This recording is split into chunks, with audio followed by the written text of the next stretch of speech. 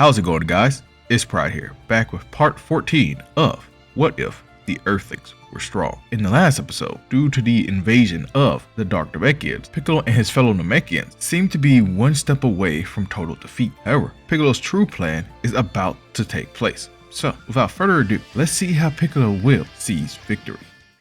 Piccolo has just unleashed his true potential, and with that, he also gives a mental command to everyone that the plan can now commence. And this will have a rippling effect across the entire battlefield, for this is what they have been waiting for the entire time, to strike when the enemy least expects it. So starting with Nail is fighting Dark Namekians and Abominations while also being severely outnumbered, and his Namekian warriors and healers were also having a tough time. Piccolo has just now given them the go-ahead to truly go all out, and with that in mind, Nail unleashes an explosive wave to get rid of all of his adversaries that is in front of him, gaining some space and some time to reconvene with the rest of his people. He immediately shoots towards a squad of Namekians and opens up his arms in front of them as if he is about to embrace them. What follows next is all of them dash forward to embrace Nail as many as they can at the same time and start the Namekian fusion, as they are all being absorbed into Nail. Once they are all absorbed, Nail says out loud, "Don't worry, this is only temporary," and he shoots off to another unit, repeating the process over and over again until Nail's entire force is gone and Nail is the only one left standing. Of course, there were some Dark Namekians and some Abominations that tried to get in his way,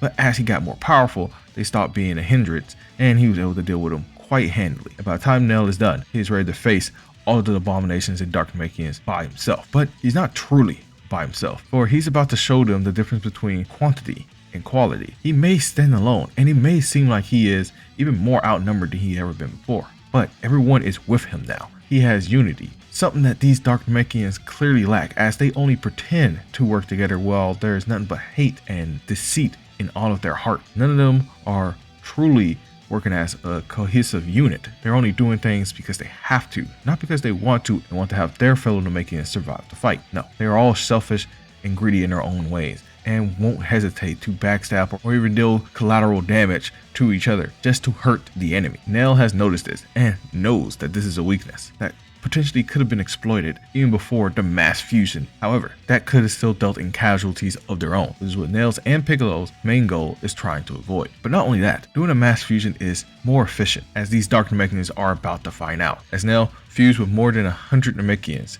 staring down at a massive army coming his way, he activates Kaioken. Over to Mima and Cargo's battle, fighting against Tenta. Cargo sees that he no longer has to help the Namekian army, as Nail has begun the mass fusion process, meaning he can focus all of his attention on Mima, who is struggling very much right now. Even with Kaioken and Mima's own power boosting ability, still really not enough to match up with Tenta and his gravity magic, along with some other dark powers that seems to be boosting his strength as well. But this no longer matters, as they have to go ahead from Piccolo to enact their own plan, which Mima immediately instant transmissions away from Tenta while also using Spirit Clone to leave a duplicate of himself. He's going to need to buy a little bit of time so that way Tenta doesn't interrupt whatever they're about to do. Tenta sees that Mima has left a clone to face him and starts laughing, as he also produces a couple of clones of his own to try to catch up to the real Mima and track him down. Seeing that Tenta is going to try to disregard the Mima clone, the clone goes past his limits to Kaioken in order to hold back his adversaries, so the real Mima can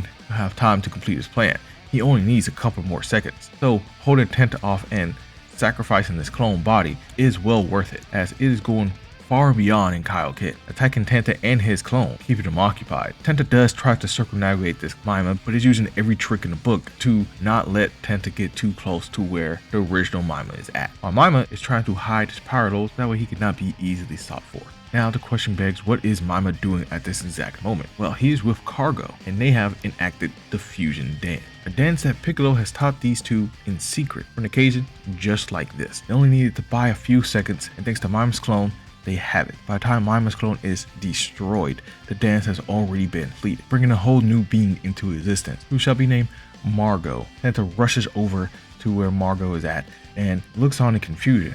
"What is this?" As Margot responds, "This is your demise. Master Piccolo has taught us much, knowing that there is something odd about you, even from the very beginning. And now it's time to end you." As Margot says this, Tenta releases a huge gravity field, trying to weigh down his opponent, as Tenta can sense immense power coming from this new entity. And this is the strongest gravity field that Tenta has ever released thus far. However, Margot seems unaffected, and it has no effect on Margot, as Margot looks up as Tenta rolls his shoulders, cracks his neck, and takes a step, and then he's gone. And from behind Tenta, he hears, "Yeah, your little tricks ain't gonna work anymore." Tenta flinches and turns around to see Margot 20 feet away from him, almost completely ignoring Tenta, however, as Margot raises his hand towards all the namekians that couldn't be absorbed because they were being slowly corrupted thanks to gambling. Margot's hand glows a soft golden color as an energy wave washes over the corrupted namekians, and they start to regain their senses. One of them looks up, finally being clear of corruption that was plaguing his mind just a moment ago, looks up at Margot, and just before he can express his gratitude, he sees Tenta rushing with its fully charged fist that looks like it can easily destroy a planet all by itself, and is about to scream, "Watch out." Margot doesn't even avert his eyes from the now cleansed namekians as he raises a hand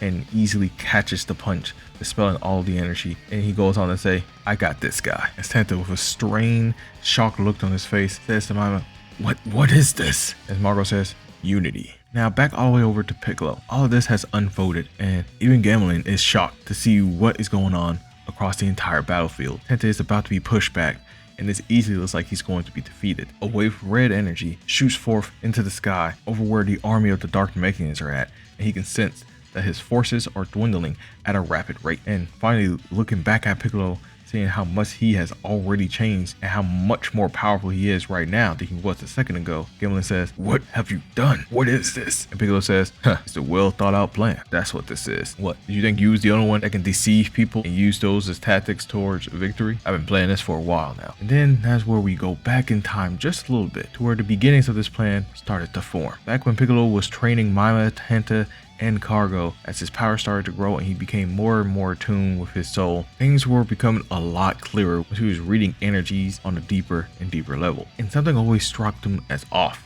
when it came to some of the namekians. Sometimes he can feel it from Tenta when other people surpasses him in some way or even wins against him. He can even feel it with some other namekians in the same vein. Let him know that these namekians are resentful in some way for petty reasons, leading Piccolo to question these namekians more and more as he was training them. Which is a good thing, because if he didn't sense these emotions in the mood from these namekians, he wouldn't have questioned them at all, and he wouldn't have even been able to see some red flags here and there. One of which is Tenta being so strong of a warrior, but being a dragon type Namekian who are notoriously weak in the clan, and yet Tenta never seemed to have a problem matching up to the strongest Namekian in this clan, which is Mima, besides Piccolo of course. And Mima seems to be an extra special case of strength, and yet Tenta hasn't really fallen off when it came to that scaling, and his prowess in combat seemed to be a little too gifted. This reminded Piccolo back when he was younger and he knew that he wasn't all too strong, but yet he had a certain type of magic to help compete with that. As Piccolo was also a dragon type Namekian and wasn't truly born to fight, but yet he had special powers to help circumvent this, and that was his lineage and tie towards his demon side, because Piccolo was a demon type along with being a dragon type, using his demonic powers and demonic prowess to help further his power. And once seeing the connection to this and realizing that the only way that Tenta can be this good is if he has some type of demonic powers within him and can only vaguely be sensed at times when he's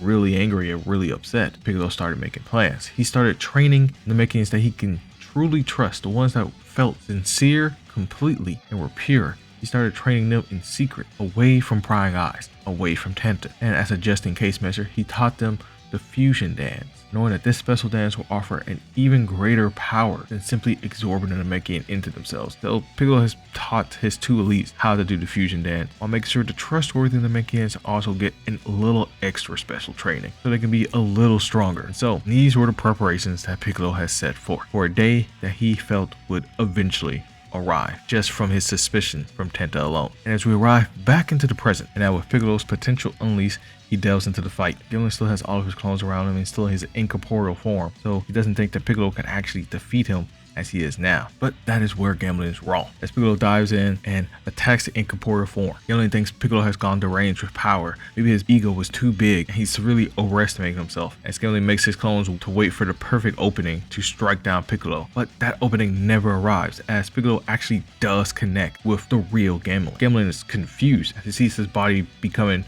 corporeal again, looking down at where Piccolo has struck right in the abdomen, as golden energy is coursing through Gamelin. And he says, What is this? How are you? As Piccolo says, "I think it's finally time that I step up." Gamelin can sense it now, the energy coursing through him. This isn't just regular ki, this is God ki. He looks up at Piccolo for a split second. It's almost as if he sees someone else that's not Piccolo, but looks a lot like him. And the person that he is seeing is the nameless Namekian. The Namekian that divided himself up into Demon King Piccolo and Kami, the guardian god of Earth. The moment passes as the energy only intensifies inside of Gamelin, and the golden light surrounds and suffuses Piccolo more and more. The energy within him growing as the energy inside of Gamelin is depleting, as Piccolo is not only attacking Gamelin, but he's attacking the spirits that are inside Gamelin. The spirits that he used his dark arts on to slowly gain power within the demon faction, all the way up until he became a general. These souls were always crying out and raging out, but have been silent for so long, submissive to the will of Gamelin. However, Piccolo, golden light, godly aura, is welcoming them, telling them that they can be redeemed, telling them that their pain can be over. With a little bit of spirit vision and God key that he is finally allowing himself to use, finally allowing the fact that he was Kami and he is no longer a demon. The utter identity of himself that he's been hiding out of guilt and regret and what he thought was responsibility, he no longer is hiding anymore. He realized his new responsibility is to lead the Namekian people into the light, to get the ones that have lost their ways and have fallen into corruption back on the right path. And that is what he is doing to all of the souls that are within Gamelin. He is reaching out to them and showing them there is another way forward, that they don't have to suffer alone anymore. This process is excruciating to Gamelin as he can feel himself being purified, but yet knows that he doesn't want this, knows that he can't have this happen. He is a corrupted Namekian through and through. So this purification process is more painful than anything else. He tries to get Piccolo off of him. He tries to have the other Gamelins attack, but Piccolo doesn't budge, and the attacks that do hit him almost does nothing as they instantly heal over and over again. Piccolo is not leaving. As Piccolo says, you have gotten careless, and this is the price you pay for taking the quick and easy way to power, absorbing those against their will, torturing souls for years and years. This is your reward for taking this route. This is what you deserve. You should now feel their pain, their suffering, the pain and suffering that you have caused them. As Piccolo places another hand on Gamelin's forehead, as a crippling pain engulfs Gamelin's entire body, he is lost within the thousands of minds that are rampaging against him, telling him how much of a monster he was, telling him how much he has made those of his own kind, his own people, suffer as they are rebelling, they are fighting for freedom, and Piccolo is giving them a way to do it. Piccolo's aura only grows stronger. However, Gamelin is like a cornered animal. He is lashing out with everything that he got, and he's using every desperate maneuver he has. They're being countered left and right by Piccolo's mastery of key controls, locking down and shutting down Gamelin's every attempt to foil and disengage from Piccolo. Piccolo shines more bright with every passing moment. Energy is pulsing out from him and into Gamelin over and over again, so a final pulse shoots through Gamelin and his body starts to dissipate, almost similar to how the purple Hakai looks after touching an opponent, except this golden aura, instead of fading off into nothingness, bursts into the air and then slowly floats up, goes away purposely and ascends towards the suns of planet Namek, and then Piccolo, with a gesture of his hand, sends them off, knowing that they are going to King Yama, that way the souls that were once damned can rest in the afterlife. Back over to Nell. Nell has decimated the Dark Namekians army. This one warrior of untold power of more than 100 Namekians, also being coupled with Falcon that went up into the hundreds, as the Namekians' regenerative abilities and constitution allow for him to keep going and keep going. Nell makes short work of all these Dark Namekians, defeating every and each of one of them, but in such a manner that they are not doubt rendered useless, and a conjunction of spirit control and just supreme key mastery, he binds them all up and puts them away in a protective barrier. Nell wants to see if there's any way to save these people, as Margot was able to save their own Namekians from corruption. He wants to see if it's possible to save these ones that have been corrupted for so long. This could be a long journey for them. It could be also pointless, but he wants to try nonetheless. For even when they're twisted in this way, they are still his people. Over with Margot versus Tanta. Fight is brutal for Tanta, as Tanta is getting destroyed left and right. He cannot even put up a fight against Margot anymore. With Cargo and Maima's abilities to boost both spirit and body on an insane level, and then adding Kaioken on top of that if need be, Margot has proved to be an unrivaled entity, easily stronger than Gamelin and even stronger than Piccolo is right now. They just have too much going for them, and Tanta knows that he cannot beat this. Gravity magic is completely useless. His own strengthened demonic powers are nothing in the wake of this. His giant gauntlet arm has already been crushed as he tried to clash against Margot's punch. Tanta is holding the side where his arm used to be, kneeling on the ground. He's breathing erratically and Margot stands before him, says, "We could try to show you a better way. With the combined efforts of all of us, we could save you, as we would try to save your army. He was an elite like us, Tenta. Even if you say it's all a lie, I know that there's a part of you that enjoyed your time with us, away from whatever horde are from your demon clan. You could be safe, and we could be comrades again, and this time with neither of us having anything to hide from each other." As Margot reaches out his hand towards Tenta, Tenta stops for a second, looks up at Margot, and raises his arm inches away from shaking Margot's hand, and then he activates his last trump card. As the energy field warps around him, shocking Margot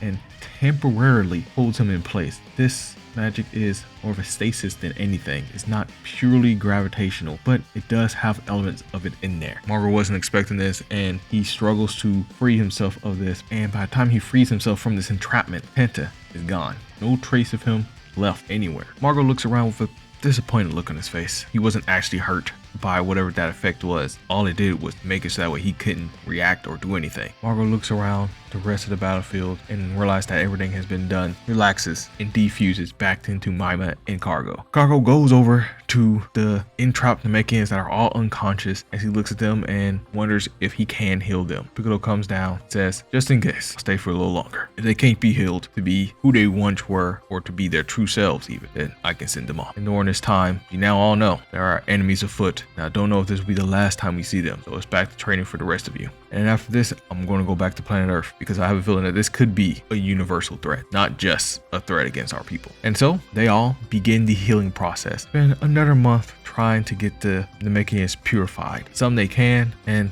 some they regrettably can't. But either way, at the end, those dark namekians and Abomination are no longer suffering. And Piccolo makes his way back to Earth, to see Gohan, to see Pan, and to relay the information that he has found out somewhere else in the multiverse, in the realm where only evil lies. A being with dark green skin and red eyes stands there in front of a damaged and battered Tenta as he says, "And so, you all failed. That only means we have to escalate things. Sin isn't gonna like to hear this, but that's fine. No one said revenge would ever be easy, and I like it when they fight back." Tenta says, "Narok, I need to be healed.